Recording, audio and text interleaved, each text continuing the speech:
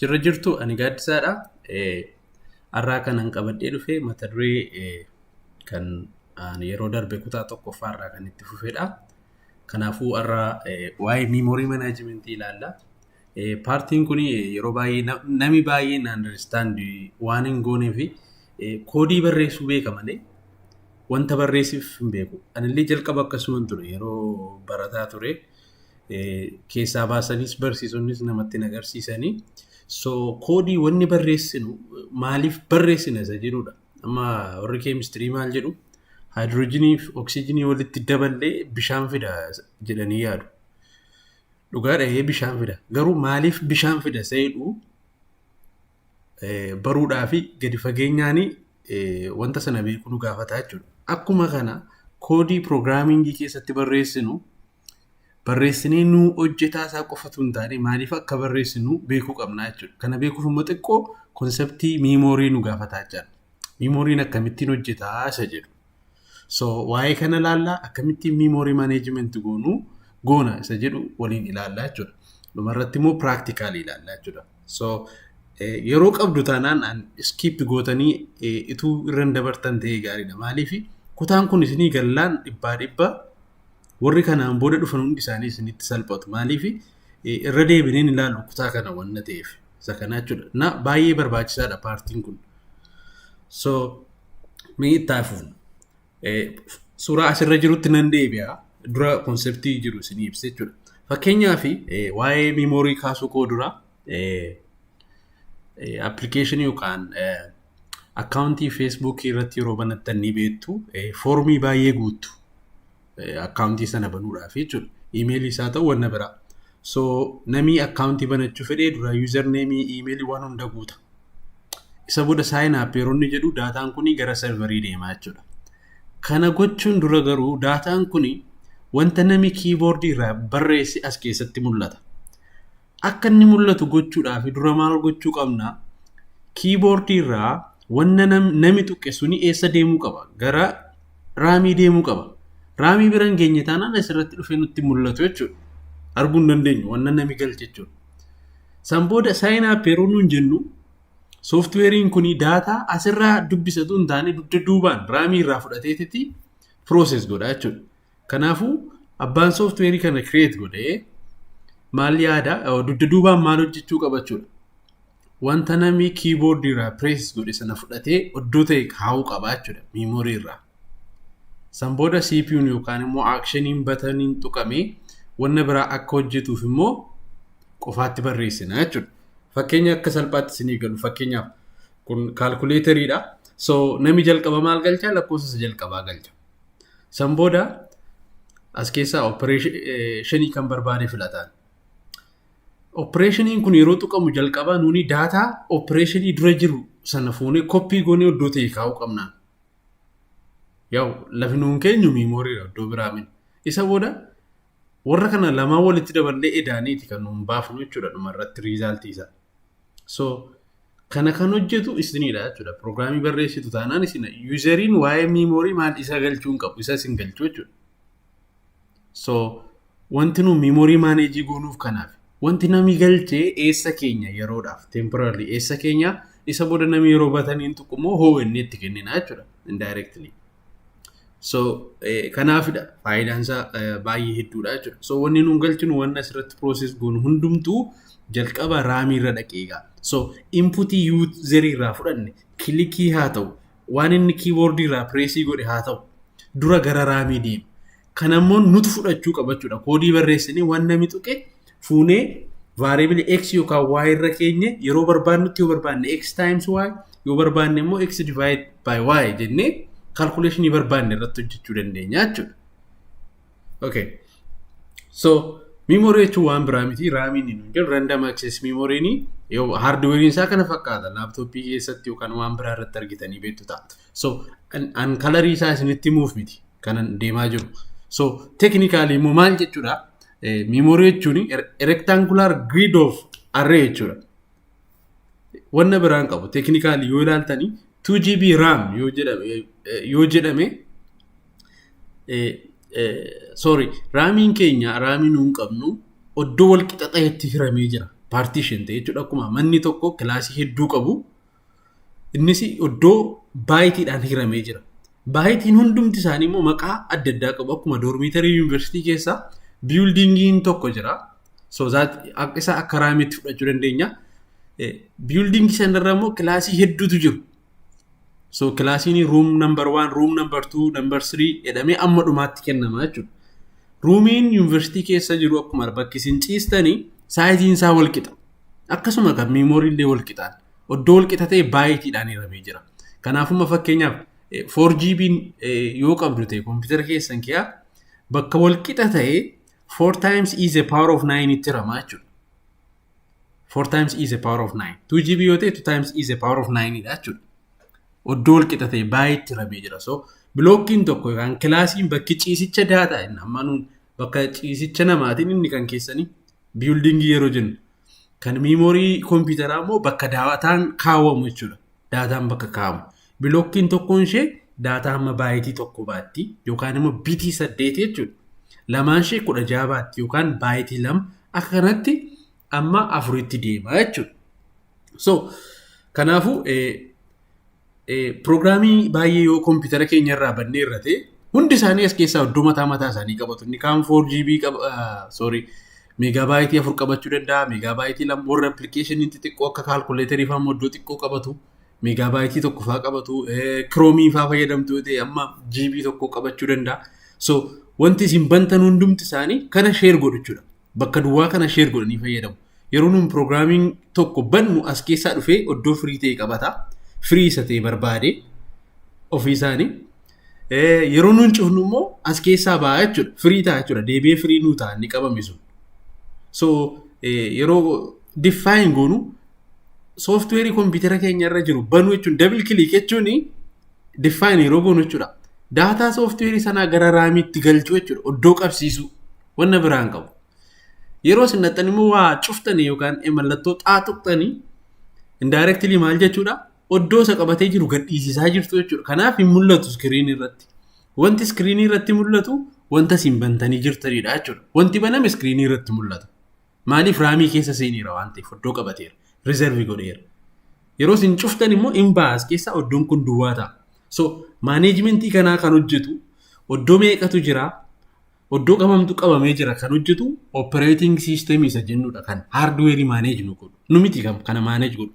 Nun iddoo gaafanna iddoo hammana ta'e naa kenni ni gaafanna koodii keenya.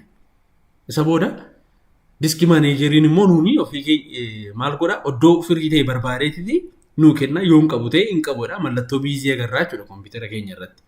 So kanarratti hundaa'e reserved by system ni jedhu kun asirra operating systemiin ofii masaattu iddoo barbaada.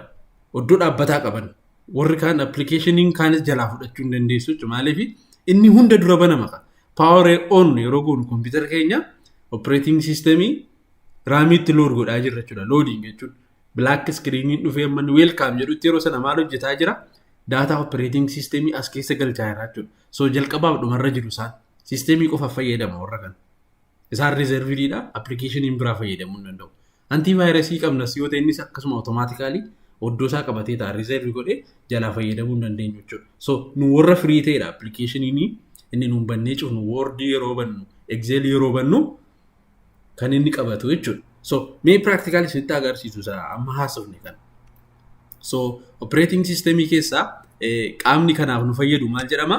Task manager jedhani asirratti right click goonaan as task bar irratti. Isa booda task manager kan jedhu jira. So task managerin maal nutti agarsiisa? Appilikeeshiniin keenya tokkoon isaanii warreen banamanii jiranii meemoorii meeqa akka fayyadamaa jiran isa jiru keessaa jechuudha. Amma fakkeenyaaf Google Chrome jedha kun banamee jira asirra kunuuti hin agartu kompiitara koo irratti banamee jira. So Google Chrome'n meegaabaaytii 337 fayyadamaa jira. PowerPoint'n 70.3 kaalkuleetarii yoon banee amma sitti dabalee as keessa leexxee isheen illee meeqa fudhatti 21.5 fayyadamaa jirti jechuudha. Meegaabaaytii 21.5 yoon asirraa cufee meemooriin sun deebi'ee firii ta'a. As keessaa baati waan ta'eef. Baddee amma agartan miti. Kanaafuu sooftiweerii banuu jechuun daataa isaa gara raamiitti galchuu jechuudha waan biraa miti. Asirraa ilaalaa automatically yeroon banuu as keessa seenaa dhufe. Raamii keessa seenaan. Yoon cufee raamii keessaa bada bakka. Kanaa booda waa'ee raamii abbaa fedheefuu galeera yaada warra viidiyoo na dhaggeeffataniif. Maal jechuudha? Sooftiweerii kompiitara keenya irra jiru banuu jechuun daataa isaa raamii keessa galchuu oddoo qabsiisuu jechuudha. Cufuu jechuun immoo as keessaa baasuu jechuudha. Sinii galeera yaada. So ittaafuuf nume. So akkas jennee yoo walii gallee kompiitara keenya fayyadamnee daataa nuuni gara sooftiweerii keenyatti galchuu dandeenyu yookaan barreeffamadha, lakkoofsa qubeedha yookaan paanchuweeshin maarkiidha yookaan immoo lakkoofsa. Kanaafuu gosa lama qabna jechuudha ammaaf. Yoo booda gara fuulduraatti waa'ee sagalee immoo itti fufuu dandeenyaan. Sagalee akkamitti haandil goonu. Garuu ammaa fi kiiboordii irraa wanni nuun kompiitara keenyatti galchinu yookaan qubeedha yookaan lakkoofsadha jechuudha. Gosa daataa lama qabna. Gosa daataa lama. Kanaafuu data type mainly 2 data types are there in the keyboard. So kan nun handle goonus manage goonus warra kana lamaanii jechuudha. Yookaan barreeffama email isaa galchataa yookaan umurii isaa galchataa kanaan ala hin jiru keyboard irra. So kun isinii galeennaan itti hafuuf. Okay, view baay'ee argachaa jirra. Namoonni baay'ee warri subscribe hin godhin jirta yoo jiraate subscribe godha. Inni raanfatina akka viidiyoon itti fufu isin ga'utti. So programming keessatti gosa data primitive warreedhamu afurtu jiru basically boolee yoo itti daballe 5 ta'uu danda'a. Akkuma keyboard irraa isinitti mee darbe wanti nuun kompiitara keenyatti galchinu yookaan barreeffama yookaan immoo lakkoofsa jenneera. Kanaafuu kaar jennee wanta tokko declare yoo goone variable yoo declare goone yoo maqaan isaa akka ibsutti character jechuudha. Qubeedha jechuudha. So wanti bakka kaaraakterii kanarra taa'uu danda'u leeter yookaan paanchuweeshiniidha. Isinii galee kanaafuu fakkeenyaaf foormii isin hojjettan irratti maqaa isaa akka galchu namni ajajjaniittu taanaan foormicharraa name kan jedhu yookaan city of birth wanni jedhu jira taanaan kaar jennee declare goona jechuudha. Kaaraakterii jechuudha. Yoo lakkoofsatee immoo warra kana sadan keessaa kan barbaanne fayyadamuu dandeenyaan. Before going to that, kaariini oddoo tokko kan isheen barbaachisu jechuudha. Save gochuu fi baayitii tokko qofa barbaaddi. Bilookkii tokko jechuudha. Fakkii isaa jalqaba irratti agarreerra.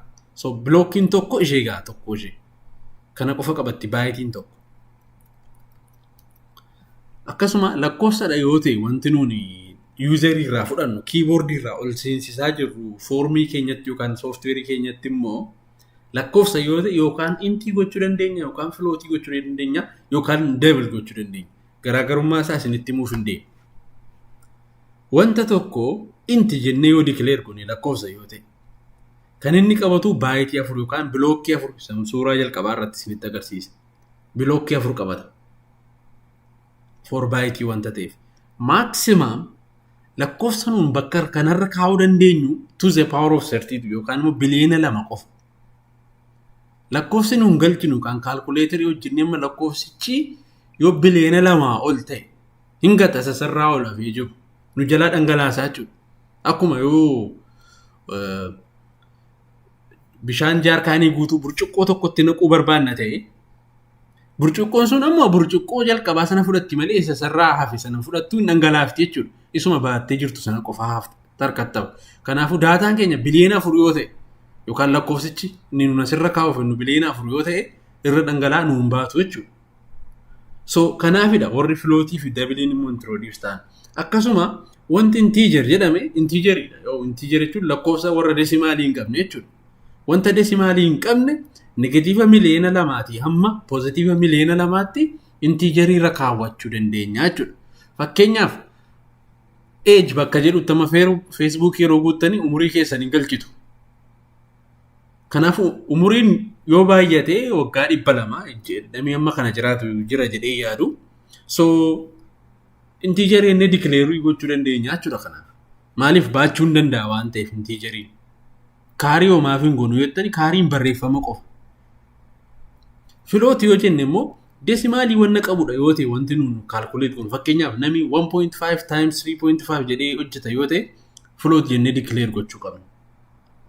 Kanaafuu filootiin 4 baayitiidha, infiniteidha. Double yoo jenne immoo dhuma hin qabu lakkoofsi kun amma fedhe bakka lakkoofsa hunda qabachuu danda'a jechuudha. Gadhummaan isa kanaa maalidha?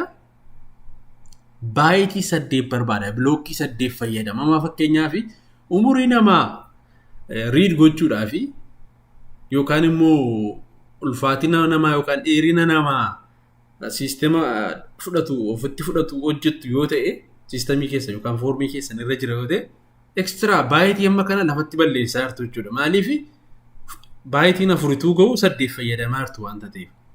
Kun yoomidha kan inni baay'ee barbaachisaa ta'e. Fakkeenyaaf application mobile app baay'ee play store irratti yoo ilaaltani kanumti wanna tokko hojjetu faayidaa tokko kan qaban saayiziin isaanii adda adda. Tokko 2 megabyte tokko immoo megabyte 25 fa'aa agartu. Inni megabyte 25 suni sababa memory management irratti programmeriin suni hin hojjenneefidha. Fayyuma lafa bal'aa qabatee taa'eera jechuudha. Lafa bal'aa nan qotadhe lafatti balleessaa jira jechuudha. Kan hojiin hojjenne bilookkii baay'ee reserve godhate jechuudha application isaa. So efficiently nami code godhe. Kanaaf kanatu gaa inni yoo seeraan fayyadamne oddoo baay'ee hambisuu dandeenya. Megabyte software keenyaallee xiqqeessuu dandeenya jechuudha. Megabyte xiqqoo taate akkuma isa guddaa sana hojii baay'ee kan hojjettu jechuudha. So int jechuun integer, floating kan desimaalii qabu kun lakkoofsa hundaa jechuudha. Kaariin immoo wanna qubee qabu yoo hojjenna ta'e. Karakter jenna jechuudha. Isin galee? So kun fakkiisa suuraa jalqabarra turedha. So akka kanadha. Integer yoo jenne bilookkii 4 qabata. 4 byteedha wanna ta'ee fi double yoo jenne immoo kana 8 ishee qabata. Amma fakkeenyaaf umurii namaa galmeessu foormii irratti variable galmeessu create goone yoo ta'e amma int a yoo jenne ne kudha gatii ishee yoo galchine asirratti ni 10 baattee teessee jechuudha memory keessa bakka kaawwattu. Booda meeqati yoo jenneeni gatii ishee keessa argachuu dandeenya jechuudha. So tokkoon isaanii adreesii mataa isaanii qabu akka barbaanne yeroo jennu gatii isaa deebisnee argachuu dandeenya jechuudha. A keessa meeqatu jira, B keessa meeqatu jira seeru. Jijjiiruus dandeenya. Ma fakkeenyaaf jalqaba interne integerii ta'uu isaa ibsinii irraa 10 kana aarra naa kaayii jechaa jira. So booda immoo aanii 30 yoo jenne dhufee jijjiira isa kana gara 30tti nu jijjiira jechuudha. So memory organization wanni jennu kanadha. Gabaabumatti bifa kanaan ilaaluu dandeenya. Warri xiqqoon baay'eetiidha. Shortiin jiru, integeriin jira. Yeroo guddataa deemu immoo amma dabliitti dheerataa deemaa jechuudha. Saayiziin isaa kanuma irratti hundaa'e. Akkuma kana wanti hubachuu qabdanii variable tokko integerii jettanii erga declare yoo gootanii data double ta'e mufuutanii yoo asirratti kaa'uu barbaadanii ma fakkeenyaaf int x is equal to 10.5 yoo jettan integeriin desimaliin qabatu inni irra gadi dhangalaasee 10 qofa fudhataa jechuudha. Ammuma jalqaba baachuu danda'u sana qofa irratti booda practical isinitti agarsiisa waa'ee kana garaagarummaa isaa jechuudha. So integeriin xiqqoodha double yeroo jennu oddoo guddaa qabataa jira. Garaagarummaan isaa kanuma. Wanti biraan hin jiru. Oddoodha memory management effectively fayyadamuu qabna jechuudha. So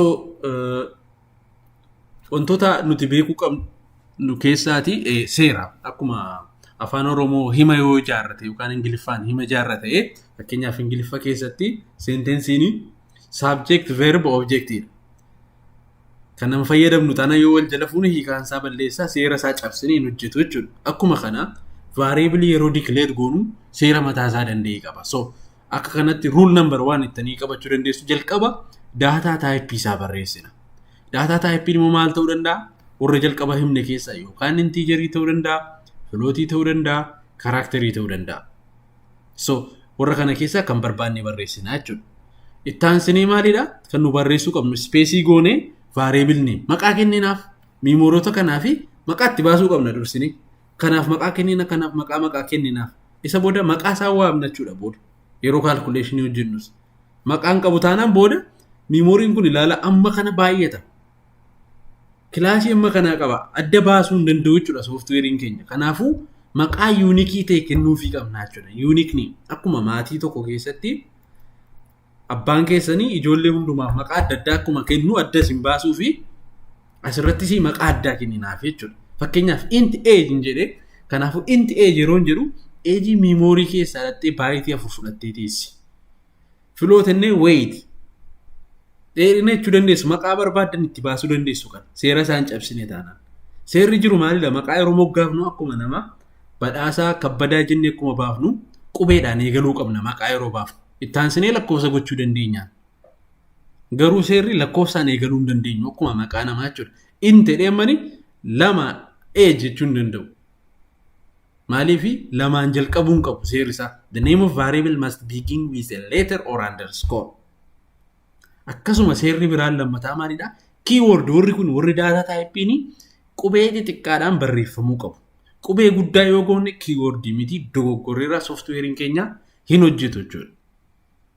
Kanaafuu data type'in yeroo hundaa qubee xixiqqoon barreessina. Variable name immoo maqaa keenya kan barbaanne itti moggaafna. Warra jiran keessaa kana gaa maqaa barbaadan itti baasuu dandeessu safrii ta'etti. Isintu moggaafata. Boodas maqaa isaa waamtanii hojjechiiftu waanta ta'eef. Isinii galee so mee akka quizitti gaaffii kana ofii keessanii viidiyoo kana pause godhaati ituu ani hin deebisuu yaala. So variable tokko lama sadii afur shan ja'a qabna. Ja'aan isaanii fi data type kamtu gaariidha isa jedhu filtuuf jechuudha. Softwarein keessanii foormii wanta akkasii namarraa fudhatu hojjechaa jirtu. So data type variable keessanii maal gochuu qabdu isa jedhudha gaaffii. Pause godhaati isin ofii keessanii yaala an direct maanin itti fufa. So weight jennaan weightiin namaa kiloogiraamiin yeroo ibsinu yookaan 65.6 65.7 yookaan 60 ta'uu danda'a. Kanaafuu wanta desimaalidha jechuudha. Tokko amma kanaafi weightiidhaa fi kaaraakterii fayyadamuu hin dandeenyu. Qubee miti ka. Wanta aati amma zaatti barreeffamu yoo ta'e kaareen kaaraakterii jechuudha. Amma optionii sadii qabna. Yookaan integer jechuu, yookaan float jechuu, yookaan double jechuudha. Doublein baayitii 8 qabata. Weightiin namaa immoo yoo baay'ate 400dha. Kanaafuu doublein reject gooneerra. Amma doublein hin ta'u kanaaf. Kaaraakterii fi double reject gooneerra. Carraan itti hafe maalidha? Integerii fi floatidha. Integeriin immoo lakkoofsa desimaalii fudhachuu hin dandeessu. 2.5 yoo weightiin namaa 65.5 ta'e 65 qofa nuu qabatti isa duwwaa 5 sana nu jalaa gatti. Kanaafuu maal gochuu qabna isa kanaafi? The best data type for this one is float. Float jechuu qabna jechuudha. Age kana example yeroon explain godhe simeera. Integeriidha kun.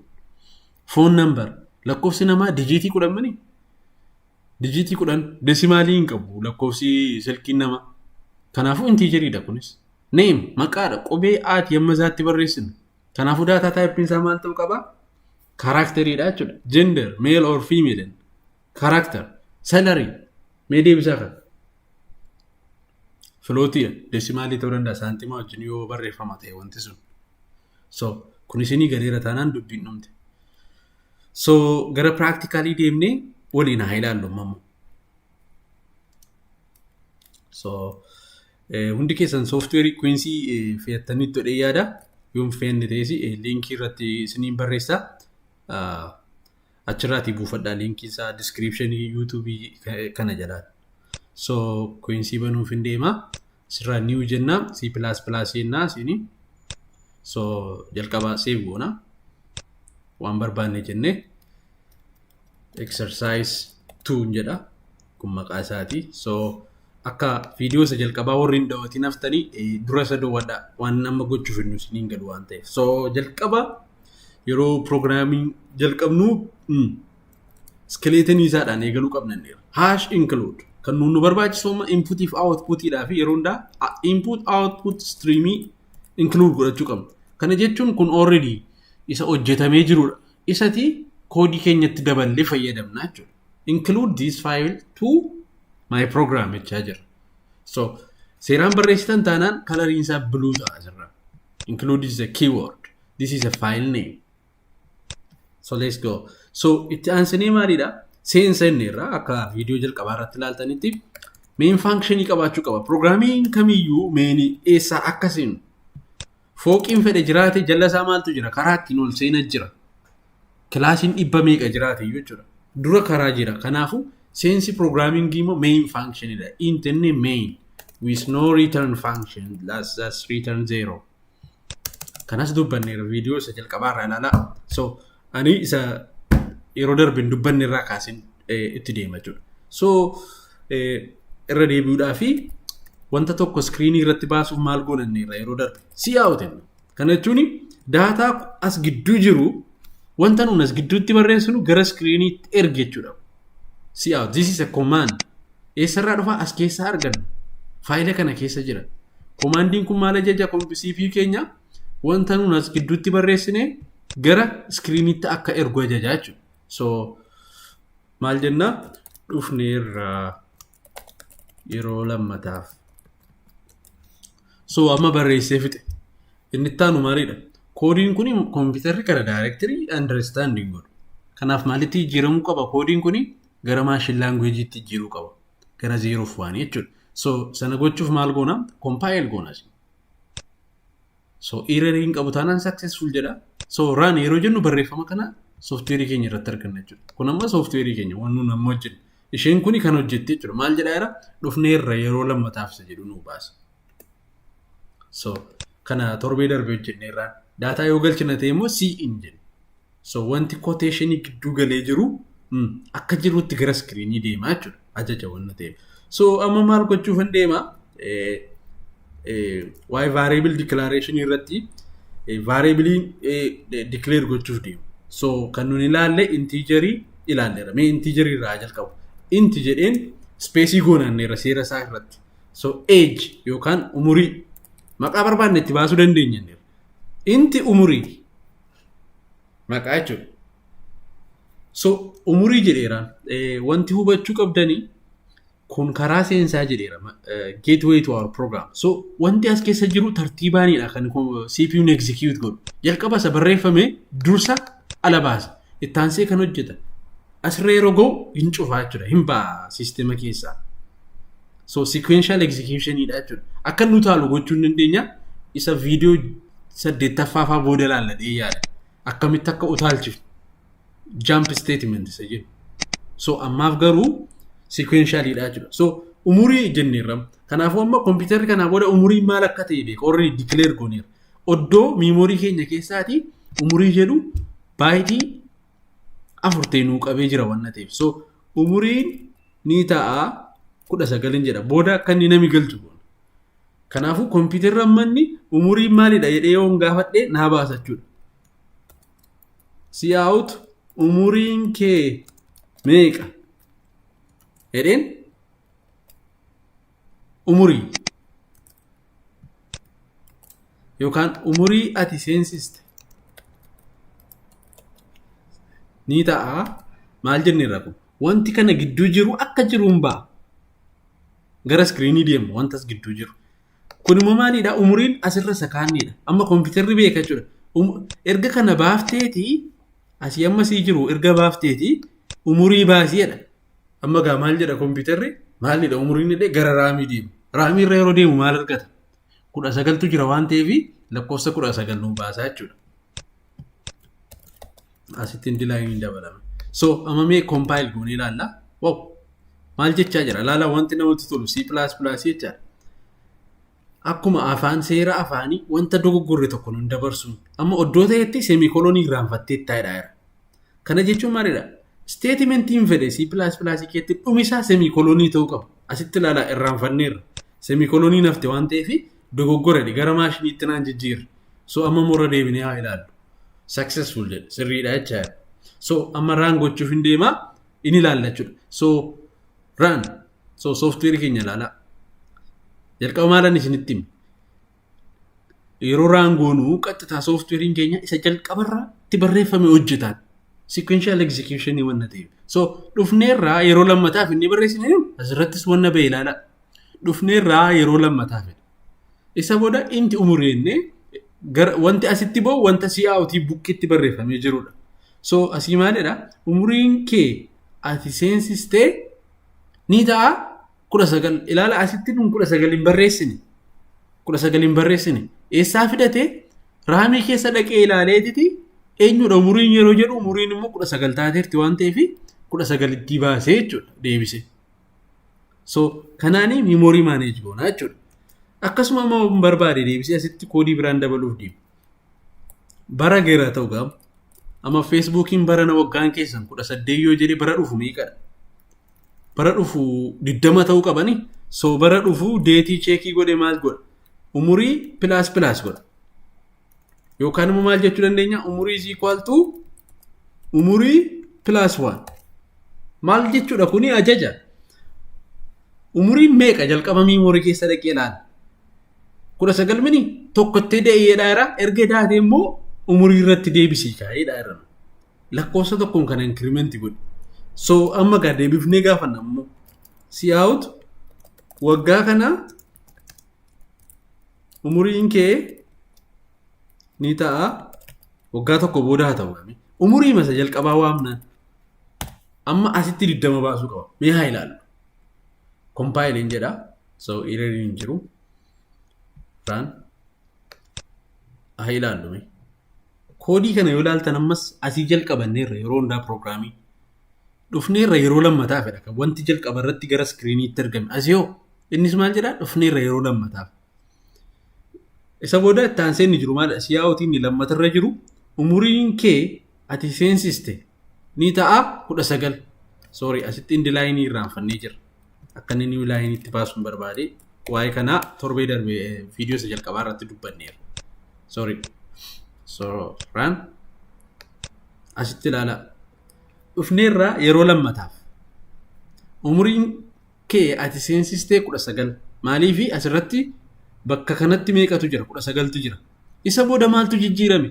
Kana dursee kan barreeffame kanadha. Umuriin ni ta'a umurii eda'u tokkoodha. Asitti. So umuriin meeqannee yeroo miimoorii keessa laalu meeqa argataa? 19. 19tti tokko eda'ee 20 ta'eera jechuudha. Asitti 19 ture. Ergaa addana gee meeqa ta'eera 20.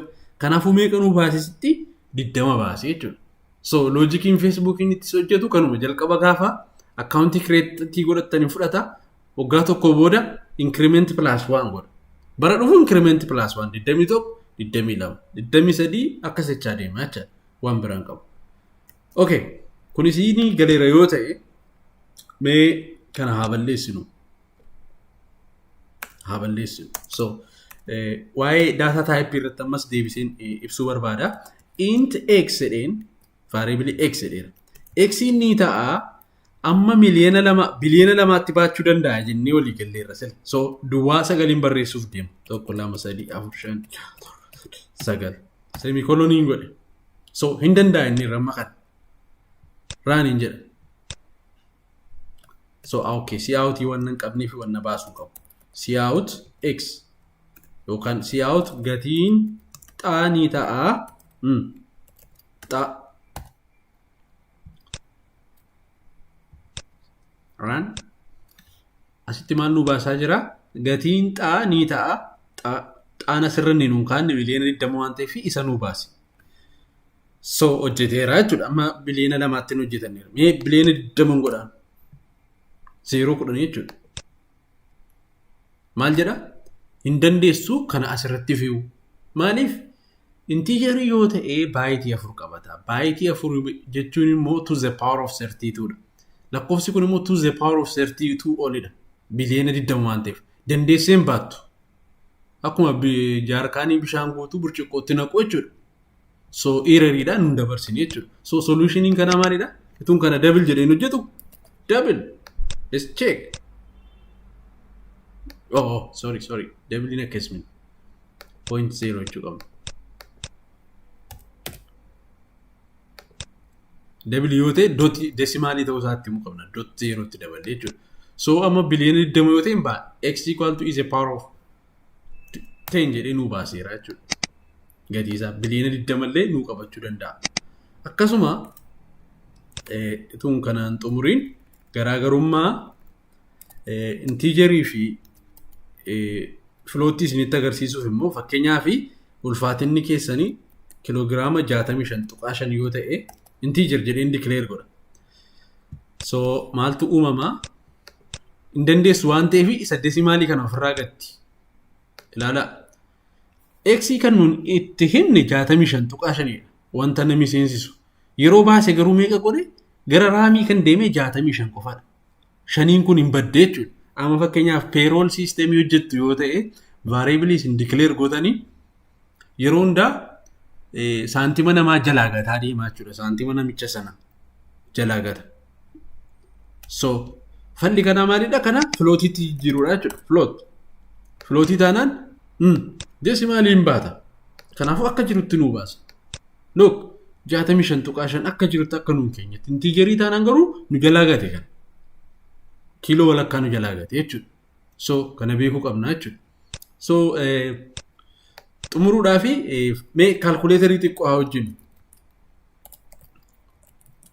Sooftiweerii lakkoofsa 2 nama harkaa fudhattee walitti daatee namatti himtu.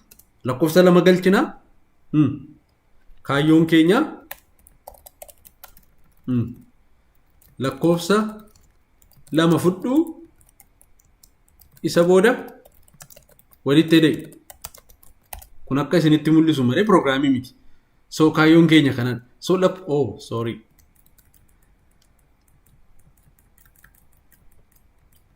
Walitti da'i. So kana gochuudhaaf ilaalaa lakkoofsa 2 hin fudhanna namarraa. So variable meeqa barbaanna jechuudha. Variable 2 nu barbaachisa. Isa booda isa walitti daanu immoo isarra keenya. Ammas variable gara biraa tokko nu barbaachisa. Lafa kaawwan. So let's say variable lafa kaawwan. Kaawwachuuf. Lafa kaawwan nu jechuudha. Result sana lafa kaawwan. So variable 3 declare gochuu qabna jechuudha ammasitti jalqaba irratti. So variable lakkoofsa da'u kanaafuu float ennee lakkoofsa jalqaba isa jalqaba jechuu dandeenya barbaanne yookaan immoo x jechuu dandeenya salphisuudhaaf maqaa ishee float x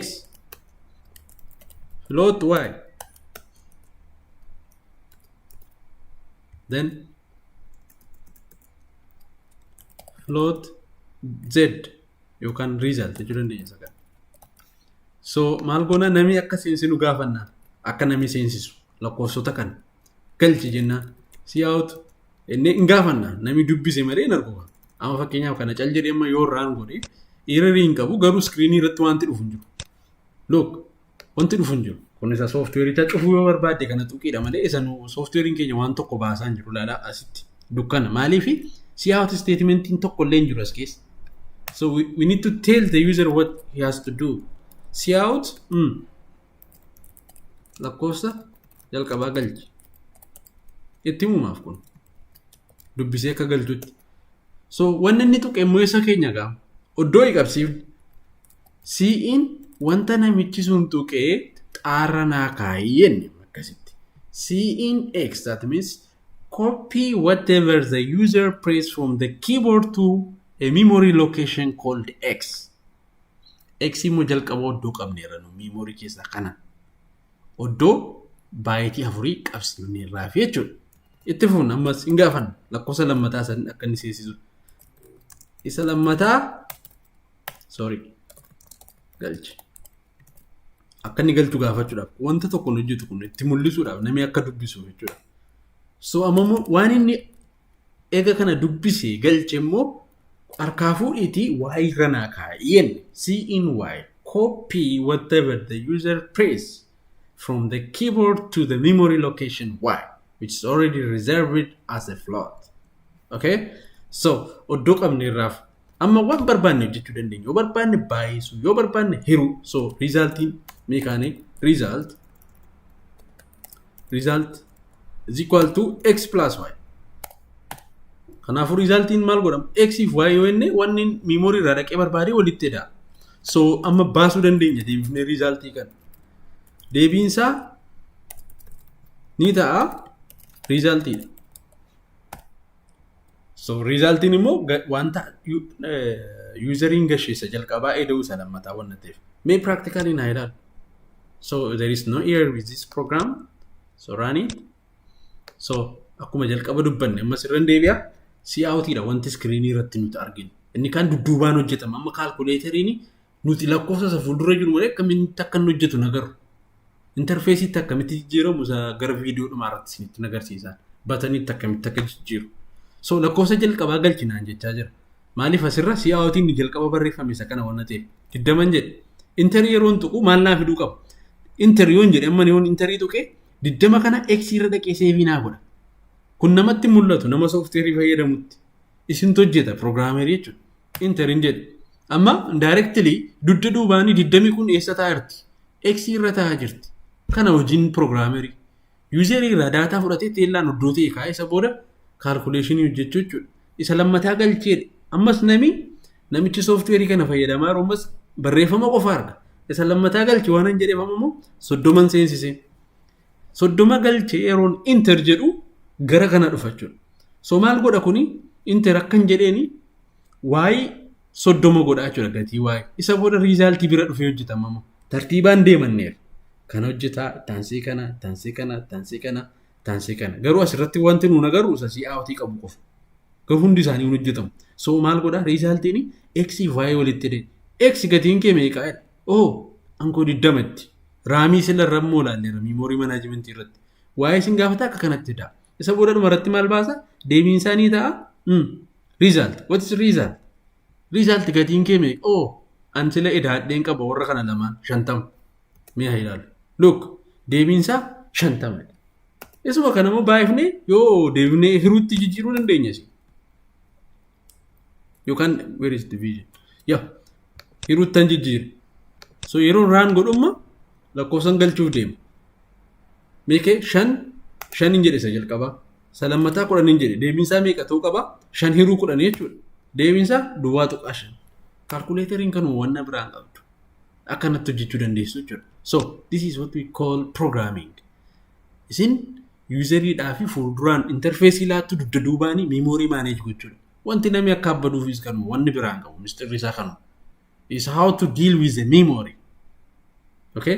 So kana fakkaata kutaa ittaanu keessatti itti fufama deemna. Koorsiin kun amma dhumaatti C++ ammas inni maaster gootanitti itti fufama. Irran darbina yeroo qabdan gaafa firii taatan daawunloodii godhadhaati ilaala. Please ofii keessaniin practice gochuun irraanfatina. Programmingin akka history yookaan biology dubbistanii wanta ciistan practicing gootan taanaan isiniin galu. Keessuma erroriin isiniin dhufu taanaan isin baraan jirtan ammanii sababa experience wanna dhufeera. Akkasitti ilaalee lafaa erroriin jiru nan beeka. Ituun compiling godhin jechuudha. Inni immoo experience hin dhufe. Jalqaba yeroon bara errorii 50-60 faana natti fidaa ture. Fakkeenyaaf amma yoon kana asii riitamni kana biraa yoo irraanfadhee compile gochuu yoon jedhe errorii wanta dogoggore tokko qofa garuu software wanta 3-4 sitti asiiti amma. Errorii amma kana natti fidaa jira. So just ijaan ilaaltanii hubeettu coloriin isaa keyword hin jijjiiramne taanaan in hojjetu jechuudha. So the practice will makes you perfect. Hojjedha wanta isiniin gallamoo click with gaadisa karaa Facebook hin argama yeroo baay'ee achirraan naquunnama yaala anis waan an danda'uun isiniin gargaara jechuudha. So viidiyoon irraa kanuma fakkaata. Sheerii gochuun dagatina. Yoo namni baay'ate anis mooraaliidhaan hojjedha waan ta'eef. Okay? Okay,